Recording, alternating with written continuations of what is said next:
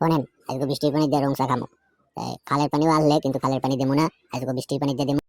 দিলাম তেজপাতা আর ছাল। এখন দিলাম হলে এই সুন্দরবন দিয়ে খাঁটি মধু আনাইছিলাম, এই অল্প একটু মধু। কারণ মুই আবার চিনিও খাই, আর মিডিয়া একটু বেশিই খাই। মিডিয়ার জিনিস যাতে মিডিয়া মিডিয়াই না লাগে, হেলে আবার কি খায়। এই জন্য মধু একটু দিলাম, কাল্লে জিরাও দিলাম, মহি মশলাও দিলাম। এখন ফুটে ওঠার পর দিলাম হলে যাইয়া কোম্পানির নাম কমু না, চাপাতি। যে চাপাতির নাম কওয়া যাইবে না, এমনি আর কি কইলাম যে চাপাতি দিলাম। আর চাপাতি দেওয়ার পর চা আবার বেশি হলে ফুটাইতে হয়, না ফুটাইলে কিন্তু আবার চা মজা লাগে। এখন চা হয়ে গেছে, এখন এই কাপটা ডালমু। কাপটা আবার মোর ফেভারিট প্রিয় কাপ, এই কাপটা ডালতে আসি। এরপর